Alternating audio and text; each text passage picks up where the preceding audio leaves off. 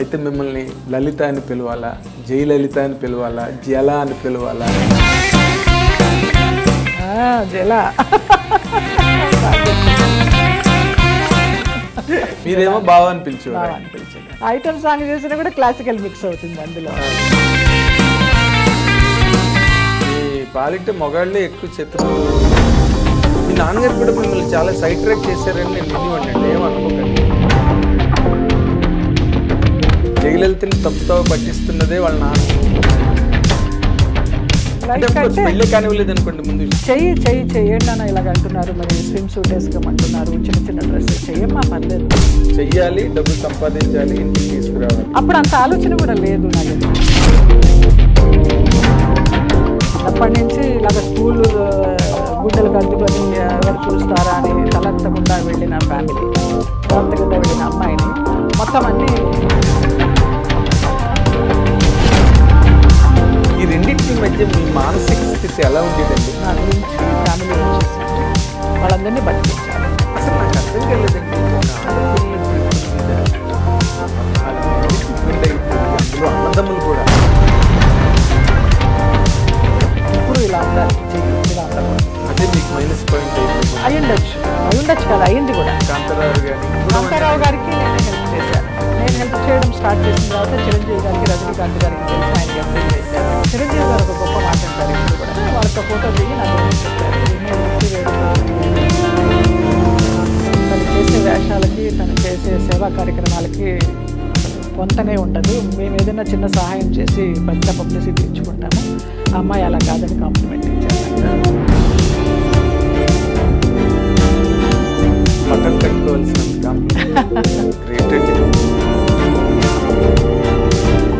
Cinema అయిపోగానే ఉన్న డబ్బుని నేను ప్రొడ్యూసర్ దగ్గరికి అయిపోయింది కదా నా డేటు, డబ్బు ఇవ్వండి అంటే, ఎక్కడ డబ్బు మీ నాన్న తీసుకెళ్ళిపోయినాడుగా మధ్యలోనే. ఆయనకన్నీ ఉండేవండి విలాసాలన్నీ. అయ్యో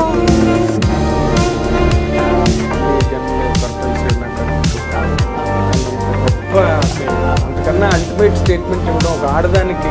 జయలలిత వాంపు జయలలితలో మీకు ఏం కనిపించిందండి స్పీకర్ ఇవ్వడానికి? జయలలిత చీర కట్టులో నాకు అమ్మతనం కనిపించింది.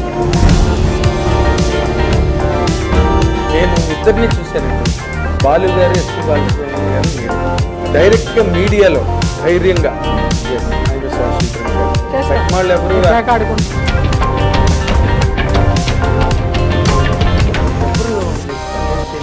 పెళ్లి చేసుకుంటానని ప్రపోజ్ చేసే మహానుభావులు ఉంచుకుంటానని వచ్చిన వారే.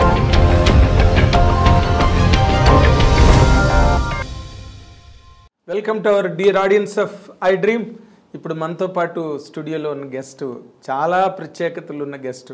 ఆవిడ ప్రఖ్యాత నాట్య కళాకారిణి ఒక పక్క కళారంగం వైపుకి వెళ్తే, మరోవైపు సినిమా రంగం వైపు వస్తే బోరింగ్ పాపగా మొత్తం ప్రపంచానికి, మాస్ జనాలకి సుపరిచితమైన, చాలా లాంగ్ కెరీర్ ఉన్న గొప్ప నటి. ఆవిడ పేరు జయలలిత గారు. ఆవిడ ఇప్పుడు ప్రస్తుతం మనతో పాటు స్టూడియోలో ఉన్నారు. వెల్కమ్ అండి. Welcome to I dream. Thank you. అయితే మిమ్మల్ని లలిత అని పిలవాలా, జయలలిత అని పిలవాలా, జల అని పిలవాలా? జల బాగా గుర్తుంది. రాళ్ళపల్లి గారు పిలిచేవారు మా బావ. అవును, మీరేమో బావ అని పిలిచేవారు. అని పిలిచేదాన్ని. అవును, గుడ్. చాలా సంతోషంగా, చాలా గుర్తులు ఉన్నాయి మీవి నాకు. ఎందుకంటే మొట్టమొదట మీరు మెడ్రాస్లో ఉన్న టైంలో మేము ఆంధ్రజ్యోతిలో జ్యోతి చిత్రాన్ని లీడింగ్ మ్యాగజైన్లో ఫస్ట్ లేక్ ఏరియాలో మీ ఇంటికి వచ్చి నేను మిమ్మల్ని ఇంటర్వ్యూ చేశాను. అప్పటి నుంచి మీరు నాకు బాగా పరిచయం. తర్వాత హైదరాబాద్ వచ్చిన తర్వాత ఎన్ నెంబర్ ఆఫ్ షూటింగ్స్. మీరు లేని సినిమావే లేదు దాదాపు అప్పట్లో, ఒక టైం పీరియడ్లో. హైదరాబాద్ వచ్చిన తర్వాత కన్నా చెన్నైలో ఉండి హైదరాబాద్ వచ్చి చేసిన షూటింగ్స్ చాలా ఎక్కువ. అంటే టిల్ 94, 95, 96 ఆ టైం వరకు. అప్పటి వరకు ఇంకా మెడ్రాస్ ఇంకా 2000 నుంచి కొంచెం కొంచెం తగ్గుతూ వచ్చింది. 2003 ఎప్పుడైతే షిఫ్ట్ అయినానో మళ్ళీ ఏవిఎస్ గారి సినిమా ఓరిని ప్రేమ బంగారం గారి దగ్గర నుంచి అలాగా కొంచెం పుంజుకున్నారు మీరు. కానీ మొదట్లో మీరు ఇండస్ట్రీలోకి వచ్చిన తర్వాత మీ కెరీర్ కిక్ స్టార్ట్ అంత పవర్ఫుల్గా జరగలేదని నాకు అనిపిస్తుంది. కిక్ స్టార్ట్ పవర్ఫుల్గా జరిగే సినిమాలకే వచ్చాను, కానీ ఆ క్యారెక్టర్లన్నీ పక్కకి వెళ్ళిపోయాయి, సైడ్ లైన్ అయిపోయి ఇంకోళ్ళు వచ్చి ఆ ప్లేస్లో చేయడం.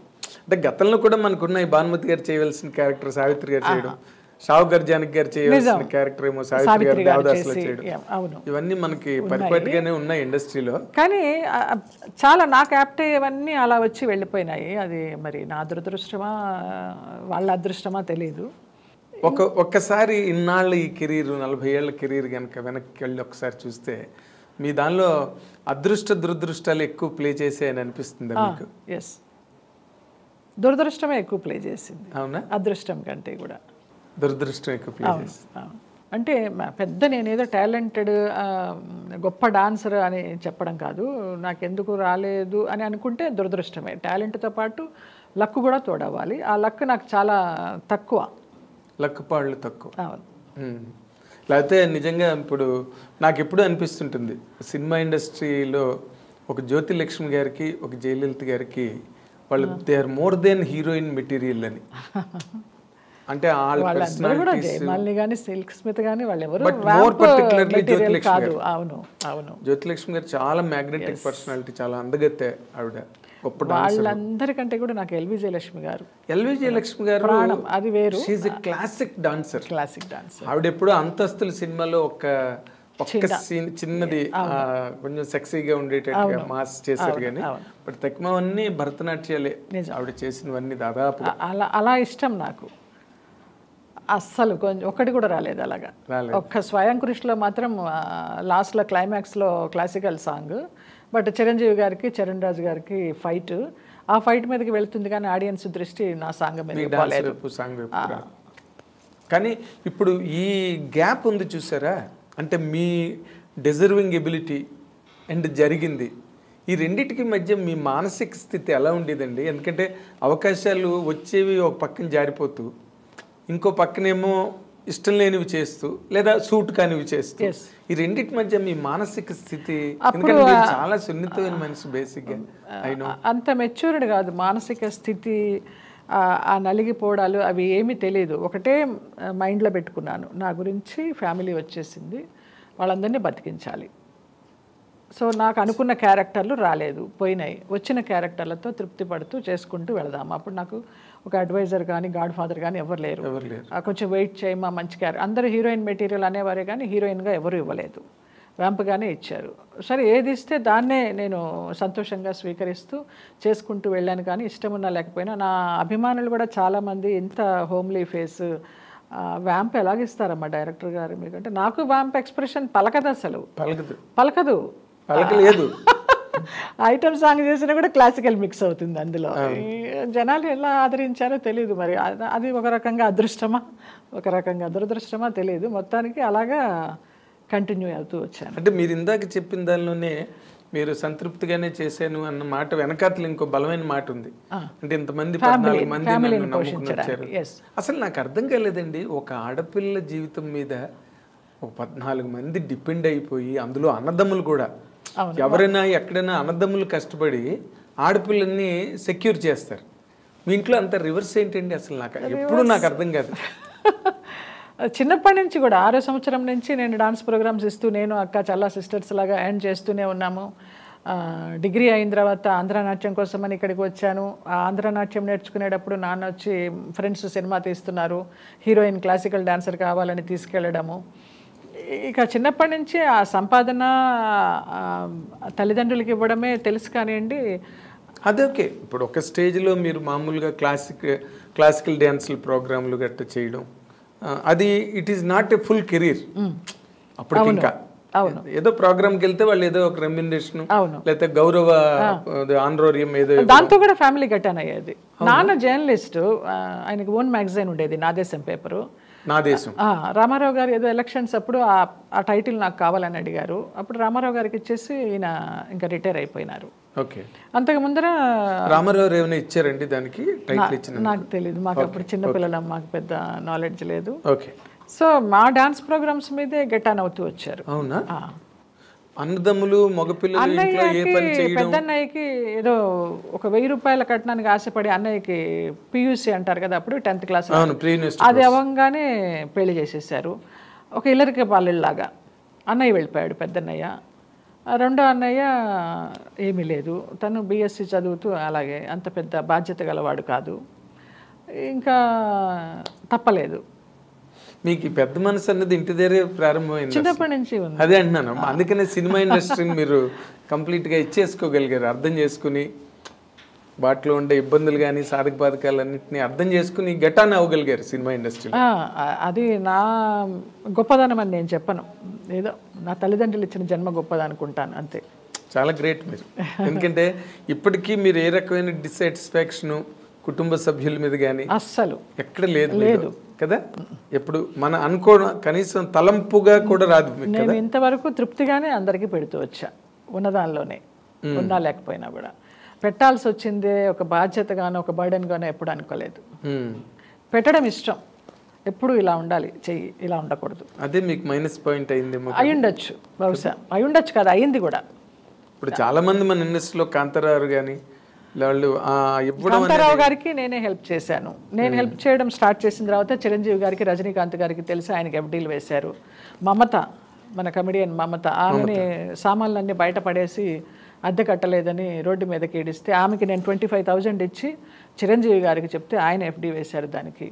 చిరంజీవి గారు ఒక గొప్ప మాట అంటారు ఎప్పుడు కూడా, నేను పాలకొల్లు నుంచి ఎవరో ఆయన అభిమానులు వస్తే అప్పుడు తీసుకెళ్ళాను, నాకు ఫోటో కావాలమ్మా చిరంజీవి గారితో అంటే, ఆయన అక్కిరాజు గారు అని చాలా పెద్ద ఆయన, మనం పాలకొల్లు వైపు షూటింగ్లకి దానికి వెళ్ళినప్పుడు లొకేషన్స్ పర్మిషన్ అది ఇచ్చేవారు. చనిపోయారు. వంశీ గారికి, పెద్ద వంశీకి చాలా దోస్తు ఆయన.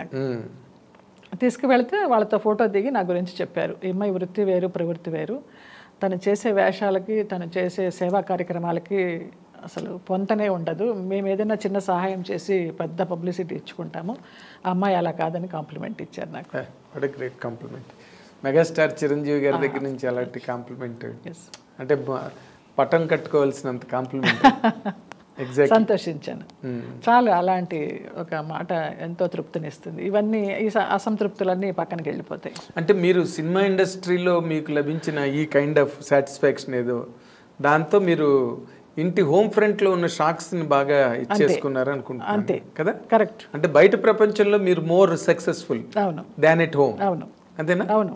మరి మీరు ఎప్పుడు కూడా వాళ్ళకి, కుటుంబంలో ఉన్న వాళ్ళందరికీ మీరు మీ మీరు చూసుకోండి, మీ పని మీరు చేసుకోండి అని ఏ రోజున చెప్పలేదు? ఏ రోజు చెప్పలేదు. నాకు అట్లా చెప్పలేను. నేను మరబొమ్మలాగా వదిలి, నాకు శక్తి ఉంది, నేను చేస్తాను అంతవరకు. ఇప్పటికి కూడా, ఈ రోజు వరకు కూడా అంతే. ఇంకా 2 మేనగోడలు ఉన్నారు నాకు పెళ్ళిళ్ళకి, వాళ్ళకి చేర్చి పెడుతూ ఉంటాను, ఉన్నా లేకపోయినా. నాదే బాధ్యత అంతే. నేను చేస్తే నాకు సంతోషం. నా అమ్మ నాన్నలు పైలోకాల నుంచి నన్ను దీవిస్తారు, వాళ్ళ ఆత్మలు శాంతిస్తాయని నాకు ఒక నమ్మకం. ఎందుకంటే అమ్మ పోయేటప్పుడు చెప్పింది, వీళ్ళందరినీ చూసుకోవే కొంచెం, వాళ్ళు ఎవరికి ఏమీ దోవలేదనేసి. ఇక ఆ మాట ఉండిపోయింది, ఆమె ఇచ్చిన జన్మ ఇది, ఆమె పెట్టిన భిక్ష ఇది అనేసి. అలాగా గ్రేట్ అండి, దండం. ఎందుకంటే మాకు తెలిసిన జయలలిత గారు, ఆవిడ ఎంత సున్నితమైన పర్సన్. ఆర్టిస్ట్ అంటేనే సున్నితంగా ఉంటారు. చిరంజీవి గారు కూడా చాలా సున్నితమైన మనస్తత్వం ఉన్నాయి. ఆయన ఉన్నారండి, మహానుభావులు ఉన్నారు. అలాంటి మా జయలలిత గారు ఇన్నాళ్ళు ఈ జీవన సంగ్రామంలో ఎన్ని ఒడిదుడుకులు, ఎన్ని ఎత్తుపల్లాలు, అలసిపోలా ఎప్పుడు. అలసిపోతే ఇంత గ్లామర్గా పడడం లేవడం తప్పించి అబ్బా అని ఎప్పుడు అనుకోలే. అంటే ఇన్ జనరల్గా నాకు అనిపించిన దాంట్లో మీది అంటే మీకు ఇప్పటి వరకు వెనకాతలు ఒక్కొక్కసారి పర్యావలోకనం చేసుకుంటే మనవి కొన్ని తప్పులు అనిపిస్తాయండి. అన్ని తప్పులే, స్వయంకృతాపరాధాలే మీవే అన్ని. కొన్ని విధిలిఖితాలు అనుకోవచ్చు కానీ స్వయంకృతాపరాధాలు ఎక్కువ, విధిలిఖితం తక్కువ. నీ రాత నువ్వే మార్చుకోవచ్చు అని అంటారు కదా, అటు నా రాత నేనే మార్చుకున్నా. ఓవర్ పొసెసివ్నెస్, కుటుంబ సభ్యుల మీద అలవి మాలిన ప్రేమానురాగాలు, అవసరమైన, అవును, అంటే ఓవర్ ఎఫెక్షన్స్ అవి కూడా తెలియదు తల్లిదండ్రులతో నాకు. మామూలుగా పుట్టాము, పెరిగాము, చదువులు బళ్ళో వేశారు, డాన్స్ నేర్పించారు, ఏం కావాలో అది కావలసిన బట్ట ఇచ్చారు, తిండి పెట్టారు, అంతవరకు. కానీ డిగ్రీ వరకు కూడా నా ఇంట్లో రేడియో లేదు. గుంటూరులో ఉన్నప్పుడు నేను చెన్నై వచ్చాక ఇవన్నీ ఒకటొకటిగా లగ్జరీ లైఫ్ చూసి చేసుకున్నవి. ఏమో తెలియదు మరి, అది అలా జరిగిపోయింది. అంటే మరి అంతమంది ఉన్న ఇంట్లో రేడియోలు గట్ట ఎక్కడ వస్తాయి? అదే 2 పూట్ల భోజనానికి సరిపోతుంది రేడియో ఎక్కడి నుంచి? అవును, అప్పుడు బంగాళదుంప కూర చేసి రసం పెడితే చాలా రిచ్ ఫుడ్ ఎగ్జాక్ట్లీ. పైగా మీరు బ్రాహ్మలు, ప్యూర్ బ్రాహ్మలు. అదే అందుకనే ఇన్ జనరల్ గా ఈ సినిమా ఇండస్ట్రీలోకి వచ్చిన తర్వాత మీరు మొదట బిగినింగ్లో అసలు మ్యారేజ్ అన్న కాన్సెప్ట్ మైండ్లో లేదండి మీకు? లేదండి, నాన్న అలాగ నూరిపోసేసారు. నేను డాన్స్ చేస్తున్నప్పుడు, క్లాసికల్ డాన్స్ ప్రోగ్రామ్స్ ఇస్తున్నప్పుడు ఐఏఎస్ ఆఫీసర్స్, ఐపీఎస్ ఆఫీసర్స్ వచ్చేవారు. అమ్మాయి చాలా బాగుంది, మేము సంబంధం చేసుకుంటామని. అసలు పెద్ద పెద్దగా కేకలు పెట్టేసేవారు. హార్ట్ టూట్, నా పిల్ల డాన్సర్ అన్న కావాలి, పెద్ద హీరోయిన్ అన్న కావాలి, అంతే, పెళ్ళనేది చేయని జన్మలో దానికి అనేవారు. అలాగా నాకు కూడా నిజమేనా తండ్రి కాదు ఊరికే అంటే మన జనరల్గా ఎవరైనా ఏ ఫాదర్ అయినా ఆడపిల్ల ప్రైమ్ మినిస్టర్ అయినా పక్క నుంచి సంబంధాలు చూద్దాం ట్రై చేస్తారు. ఆయనకి లేదు అసలు ఆ ఉద్దేశం. ఇంకా అమ్మ కూడా చాలా నార్మల్ హౌస్ వైఫ్. నేను ఆవిడ చూసానండి, అసలు నోట్ల నుంచి మాటే రాదు. అవును, అలాగా ఒంటి నిండా నగలేసుకుని కూర్చుంటుంది. నేనేం కొనుక్కుంటే ఆవిడకి కూర్చోవడం చెన్నైలో నాకు కూడా కొనిపెట్టే పాపాయి అంటది. అవన్నీ వేసుకుని నా నగలన్నీ వేసుకుని ముత్తైదు నిండుగా అలా కూర్చుంటుంది, అంతే. ధన్యులండి మీ తల్లిదండ్రులు, నిజంగా మీ కుటుంబం. ఎందుకంటే మొత్తం వాళ్ళ శక్తి అంతా దేవుడు మీలో పోస్తాడు. మీరు తెలియదు, ఎస్, వాళ్ళందరినీ చూసుకోవాలి, ఎక్కడో కూడా వాళ్ళ మీద పొరపచ్చాలు లేకుండా. బట్ అలాంటి మీకు అంతలా చెవిలో ఇల్లు కట్టుకుని నూరు పోసారు మీ ఫాదర్ అని మీరు చెప్తున్నారు. మరి ఆ రెండో మ్యారేజ్ అసలు ఎట్లా అంటే అది? ఏది రెండు ఇన్ ది సెన్స్ సెకండ్ స్టేజ్లో మీరు మొదట మ్యారేజ్ అన్న పాయింటే లేదు. మొదట మ్యారేజ్ చేసుకున్నాను కదా, మూవీ చేసేటప్పుడు అతనితో లవ్, ఒక 7 సంవత్సరాల లవ్, పెళ్లి చేసేసుకోవడం, ఇంట్లో ఇష్టం లేదు. లవ్ అంటే లివింగ్ టుగెదర్? ఊరికే లవ్వే. ఇంటికి వచ్చేసేవాడు, మార్నింగ్ నుంచి నైట్ వరకు మన ఇంట్లోనే ఉండేవాడు. నేను ల్యాండ్ లైన్ అయితే ఎవరైనా ప్రొడ్యూసర్ ఫోన్ చేస్తే నేను గొంతు మార్చేసి జయలలిత లాగా కాకుండా వాళ్ళ సిస్టర్ లాగానో ఎవరిలాగానో, లేదండి బిజీగా ఉంది వేరే షూటింగ్లో అని చాలా షూటింగ్లు మానేసిన సందర్భాలు ఉన్నాయి ఇతనితో ఉండడానికి. అట్లా అంత లవ్ చూపించాడు అనమాట. ఇంట్లో లవ్ తక్కువ నాకు. ఎవరికి వాళ్ళు షూటింగ్ నుంచి వచ్చేసరికి నిద్రపోతూ ఉండేవాళ్ళు, లేకపోతే డైనింగ్ టేబుల్ మీద ఫుడ్ ఉంటే పెట్టుకుని తినడమో, లేకపోతే అది కూడా లేకపోతే పడుకోవడమో చేసేదాన్ని. రోజుకి 3 షిఫ్ట్ చేసేదాన్ని. పెద్ద నాతో ఎవరు ఇంట్లో వాళ్ళు కూడా షూటింగ్కి వచ్చేవాళ్ళు కాదు. నా ప్రొఫెషన్ ఇల్లు ఎంత మీ డబ్బులేక తప్పితే మీరు ఇక అంతే, జగమెరిగిన సత్యం అది. అంటే మీరు లివింగ్ టుగెదర్ అండి? మ్యారేజ్ లేదు, మ్యారేజ్ చేసుకున్నాం చోటానికరమ్మ ఆలయం అని కొచ్చిన్లో. చాలా 7 ఏళ్ల లవ్ తర్వాత లవ్ లో ఉన్నప్పుడు చాలా మంది పెద్దలు చెప్తూ వచ్చారు. చలపతిరావు గారు కానీ, గోపాలకృష్ణ గారు కూడా మీకు చెప్పడం నాకు తెలుసు. నేను అబద్ధం చెప్పా ఆయనకి, గోపాలకృష్ణ గారికి. కేరళలో షూటింగ్ అని చెప్పి వెళ్ళి పెళ్లి చేసుకున్నాను. నేను పెళ్లి చేసుకుని వచ్చిన తర్వాత తిరుపతిలో షూటింగ్ మాది. ఏదో నేను, కిన్నెర, గోపాలకృష్ణ గారు, శారద గారు, పరిచయమా ఏదో పేరు, దాని పేరు. ఆ సినిమా అప్పుడు ముక్కు పగిలిపోయింది. ఏమైందన్నారు. అప్పుడు కొట్టడం కూడా స్టార్ట్ చేశాడు మా ఆయన. అయితే ఫేషియల్ చేయించుకోవడానికి వెళ్ళాను గురువుగారు బ్యూటీ పార్లర్కి. అమ్మాయి గోరేదో తగిలిందని చెప్పా. అబద్ధం చెప్తున్నావు కదా అన్నారు. అప్పుడు ఏసీకి వచ్చి ఇక కూర్చుని ఆయన మీద పడి ఏడుస్తా కూర్చున్నా. ఇది జరుగుతుంది గురువుగారు అని. నేను చెప్పానా వద్దని. వాడు దొంగకోళ్ళు పట్టే మొహంలా ఉన్నాడు. ఎందుకు అలాగా తొందరపడ్డావు, ఇప్పుడు సినిమాలు కూడా పోయినాయి, నీ క్యారెక్టర్లు ఎవరెవరికో వెళ్ళిపోతున్నాయి అనేసి ఆయన బాధపడ్డారు. అవును, వాళ్ళు పరుచూరు బ్రదర్స్, ముఖ్యంగా గోపాలకృష్ణ గారు, అయ్యో గురువుగారు టైంలో ఆయన ఒక దాన్ని ఏమంటారు, ఒక బడిలాగా మిమ్మల్ని అందరినీ అయ్యో కాపాడుకున్నారు. నిజంగా శారద గారికి క్యారెక్టర్లు రాసిన, మీకు రాసిన, శివపార్వతి గారికి రాసిన, ఆయన చాలా తాపత్రయపడ్డేవారు, మళ్ళీ నిన్ను ఒక శారదలాగా చేయాలి నాకు అనేసి. కానీ మనకి రాసి ఉండాలి కదా ఆయన మాటలు. అప్పటికే ప్రొడ్యూసర్స్ చాలా మంది మాటలు వినడం కూడా మానేశారు. వాళ్ళ ఇష్టం, హీరోలే క్యారెక్టర్స్ అయిపోయింది, మారిపోయింది. వాళ్ళు ట్రెండ్ ఉన్నంత కాలం వాళ్ళు రూల్ చేశారు, బాగా చేశారు, వాళ్ళు రూల్ చేశారు. అసలు ఎంత చెప్తే అంత వాళ్ళు. అవును, తర్వాత ఆ టైం దాటిపోయింది. ఇప్పుడు ఆ మ్యారేజ్ ఎప్పుడైతే అలాగా ప్రాబ్లం వచ్చిందో, మీరు అంటే గతంలో సావిత్రి గారికి కూడా జమినీ గణేష్ని చేసుకోవద్దని రామారావు, నాగేశ్వరరావు, చాలా మంది, నాగిరెడ్డి గారు, చక్రపాణి గారు లాంటి వాళ్ళు కూడా చెప్పారంట. కాకపోతే అదృష్టం ఏంటంటే మీరు మరీ సావిత్రి గారి రేంజ్కి వెళ్ళిపోలేదు. అదే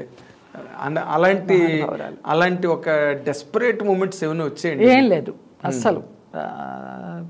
కుంగిపోవడం కానీ, ఏంటి లైఫ్ ఇలాగనుకున్నాను ఇలాగైందని చచ్చిపోవాలనే ఆలోచన కానీ ఎప్పుడు రాలేదు. బతికి చూపిద్దామనేసి. అదే ఆవిడ డ్రింకింగ్ కూడా రిసార్ట్ అయిపోయారు సావిత్రి గారు. చాలా దారుణమైన ఆవిడకి పిల్లలు ఉండి వాళ్ళ సపోర్ట్ లేక అలాగైపోయినారు. నాకు భగవంతుడి దయ వల్ల పిల్లలు ఎవరు లేరు కాబట్టి నాకు నేనే నిలదొక్కుని నేనే కంట్రోల్ చేసుకున్నా. అదేలేండి. అదే మీరు పిల్లలందరికీ కుటుంబ సభ్యులందరికీ అమ్మ అయిపోయారు కదా, అందుకని మళ్ళీ అమ్మ వాళ్ళని అనిపించలేదు మీకు? లేదు కదా, అస్సలు అనిపించలేదు. కానీ ఇలాంటి మా మంచి జయలలిత గారు అసలు అమ్మ కాలేకపోవడం, ఇప్పుడు అందరూ మిమ్మల్ని అమ్మ అమ్మ అని పిలుస్తుంటే జయలలిత గారు లాగా, తమిళనాడు జయలలిత గారు అలాగే ట్రీట్ చేస్తారు ఇక్కడ. ఆవిడ నేషనల్ నెట్వర్క్ ఇంటర్వ్యూలు ఇచ్చినప్పుడు కూడా జయలలిత గారు చెప్పారు, నేను మామూలుగా ఇంట్లో అమ్మను కాలేకపోయాను కానీ బట్ ఐ బికేమ్ ఎన్ అమ్మ టు హోల్ తమిళనాడు. ఎంత గొప్పదనం అండి అసలు, చాలా గ్రేట్. మీరు ఒక చిన్న సైజులో మీరు అట్లాగనమాట ఇంట్లో ఫ్యామిలీ సంబంధించి. కానీ ఈ షాక్స్ లేదా ఈ డెస్పరేట్ సెట్ బ్యాక్స్ ఇవన్నీ మీ కెరీర్ మీద ఎప్పుడు ఇంపాక్ట్ ఏం చూపించలేదండి. నేను చాలా లైట్గా తీసుకుంటూ పోయినాను ఈ దెబ్బలన్నీ కూడా. ఎక్కువ అది తట్టుకోలేనంతగా, నేను భరించలేనంతగా ఎప్పుడు మైండ్కి తీసుకోలేదు. ఇలాగైందా అవని రేపు మంచి జరుగుతుంది అలాగే పాజిటివ్తో వెళ్ళాను కానివ్వండి. నా కెరీర్ మీద ఏమి ఇంపాక్ట్ చూపించలేదు. అంత పెద్ద కెరీర్ అని కూడా చెప్పను నాది, బట్ వెళ్ళిపోయింది, సామాన్యంగా వెళ్ళిపోయింది అలాగంతే. తర్వాత అసలు ఇన్ జనరల్గా నేను చూస్తుంటే ఓ పక్కన బ్రదర్స్, ఇంకో పక్కన ఫాదరు, ఇంకో పక్కన పెళ్లి చేసుకున్న వ్యక్తి, మీ పాలిట మొగాళ్ళే ఎక్కువ శత్రువులు తయారయ్యారేమో. మీ నాన్నగారు కూడా మిమ్మల్ని చాలా సైడ్ ట్రాక్ చేశారని నేను వినివ్వండి అండి. అప్పుడు మీరేమో అనుకోకండి, ఎందుకంటే మెడ్రాస్ ఇండస్ట్రీలో మాట్లాడుకునేవారు జయలలితని తప్పుతావ పట్టిస్తున్నదే వాళ్ళ నాన్న. ఈజ్ ఇట్ ట్రూ అండి? ట్రూ అండి. లైక్ పెళ్ళే కానివ్వలేదు అనుకోండి ముందు విషయం. అదే చెయ్యండి అన్న ఇలాగ అంటున్నారు, మరి స్విమ్ సూట్ వేసుకోమంటున్నారు, చిన్న చిన్న డ్రెస్ చెయ్యమ్మా పర్లేదు, ఆర్టిస్ట్ అన్నీ చేయాలి అనేవారు. అలా అనడంలో మీకు ఏమనిపించిందండి? అంటే మీరు చెయ్యాలి, డబ్బు సంపాదించాలి, ఇంటికి తీసుకురావాలి, అప్పుడు అంత ఆలోచన కూడా లేదు నాగేంద్ర. లేదు, ఓకే కరెక్ట్ అంటున్నారు, అంతే, తండ్రే కదా చెప్తున్నాడు చేద్దాం అంతే. చిన్నప్పటి నుంచి ఇలాగ స్కూల్ గుండెలకు అద్దుకొని ఎవరు చూస్తారా అని తలెత్తకుండా వెళ్ళిన ఫ్యామిలీ, తలెత్తకుండా వెళ్ళిన అమ్మాయిని మొత్తం అన్నీ ఓపెన్ ఇండస్ట్రీకి రాగానే. ఆ అమ్మాయి అయినా ఈ అమ్మాయి అయినా అప్పుడప్పుడు అనుకుంటా, చాలా రేర్గా అనుకుంటా. ఇప్పుడు అదే కాంచన్ గారి లాగా, కాంచన్ గారి జీవితానికి మీ జీవితానికి కొంచెం దగ్గర సంబంధం, చిన్న పోలిక ఉంది, చిన్న పోలిక ఉంది కదా. అవును, ఆమెకి అంతే కదా, పేరెంట్సే కదా, పేరెంట్సే శత్రువులు ఆవిడకి నిజంగా. మధుసూదన్ రావు గారు కూడా సపోర్ట్ చేయాలి, ఒకరు మంచి క్యారెక్టర్స్ ఇచ్చారు కానివ్వండి, ఒక ఇల్లాలిగా స్వీకరించలేదు. ఆవిడ అడిగింది నోరు తెరిచి, అవునా పెళ్లి చేసుకోండి, తాళి కట్టండి అని. చేసుకోలేదు, దే లివ్ టుగెదర్, చాలా ఉన్నారు. ఆమెకు అది తృప్తి లేదు, ఒక ఇల్లాలుగా ఉందాం అనుకున్నారు, అది ఆయన ఇవ్వాల. అదేంటో అసలు అర్థం కాదు. లాస్ట్ వరకు కూడా ఆవిడ మెడ్రాస్లో ఉన్న రోజుల్లో లాస్ట్ వరకు కూడా కొన్ని కుటుంబాలకి సంబంధాలు చూడమని అడిగేవారు ఆవిడ. అవును అవును, నేను చేసుకుంటానని. అవును, ముఖ్యంగా చాలా ఇష్టం, పెళ్లి చాలా ఇష్టం ఆవిడకి. జంజాల్ గారి వైఫ్ని పదే పదే అడిగేవారు ఆవిడ, మ్యారేజ్ చేసుకుంటే ఏదైనా మంచి సంబంధం ఉంటే చూడండి. ఇవన్నీ కూడా ఇల్లు, పెళ్లి, పిల్లలు ఇవన్నీ ప్రాప్తం ఉండాలి, లేకపోతే జరగవు. సినిమా యాక్టర్లకి ఎందుకండి ఇలా జరుగుతుంది? సినిమా యాక్టర్లు ఎంతమంది బాలేరు, వాణిశ్రీ గారు బాలేరా, జమున గారు బాలేరా, అప్పుడు అందరూ పాత వాళ్ళందరూ బాగానే ఉన్నారు. 2 ఎగ్జాంపుల్స్ మీరు గబుక్కుని చెప్పగలిగారు. అదే ఆలోచించండి, సడన్ గా గుర్తు జమున గారు అండ్ వాణిశ్రీ గారే. కాంచన్ గారు కానీ, కాంచన్ గారి గురించి ఇప్పుడు చెప్పారు, షావుకార్ జానకి గారు కానీ, కృష్ణ కుమార్ గారు, షావుకార్ లైఫ్ స్టైల్ వేరు, ఆవిడ అంతే చాలా లైట్ తీసుకుంటూ వెళ్తారు, ఆవిడ కూడా పెద్ద పట్టించుకోరు. మళ్ళీ కృష్ణ కుమార్ గారు చాలా సెన్సిటివ్, చాలా సంసార పక్షంగా ఉండాలి అనుకునే మనిషి, ఆవిడ అలాగే ఉన్నారు. మంచి పీక్ లో ఉన్నప్పుడు కదా ఆవిడ మానేసి మ్యారేజ్ చేసుకుంటారు ఆవిడ. అవును, ఇప్పుడు అలాంటి పరిస్థితుల్లో మీరు ఈ కెరీర్ని నేను మెయింటైన్ చేయాలా, కంటిన్యూ చేయాలా, లేకపోతే అనే ఒక నిరాశ ఎప్పుడు కలగలేదు కదా? నాకు వచ్చింది ఇది ఒకటే విద్య, అయితే డాన్స్ లేకపోతే నటన. డాన్స్ చేయడం మానేశాను, వ్యాంపు వేషాలు వేస్తున్నాను, మళ్ళీ క్లాసికల్ డ్రెస్ వేసుకొని స్టేజ్ మీద పర్ఫామ్ చేస్తే ఎలా ఆదరిస్తారో తెలియదు, అందుకొని చేయలేదు, మానేశాను. స్కూల్ పెట్టమన్నారు, స్కూల్ పెడదామంటే పేరెంట్స్ పంపిస్తారా పిల్లల్ని, ఈ వ్యాంపు వేషాలు వేసి ఆవిడ ఐటమ్ సాంగ్స్ చేసి ఆవిడ క్లాసికల్ డాన్స్ ఏం చెప్తుందని పంపించరేమో అన్నీ నాలో నేనే ఆన్సర్స్ నాలో నేనే క్వశ్చన్స్ వేసుకొని మొత్తానికి ఆ డాన్స్ ప్రాక్టీస్ని దూరం పెట్టి అంతా అలాగా షేప్ అవుట్ అయిపోయినా. తర్వాత శోభనాయుడు గారి ట్రూప్లో చేరాను. శోభనాయుడు గారు ఎప్పుడు అంటూ ఉండేవారు, మేడం ఎందుకమ్మా ఉన్న విద్యను అలాగా చంపేస్తావు, చెయ్యి నాతో బ్యాలెన్స్ చేయని.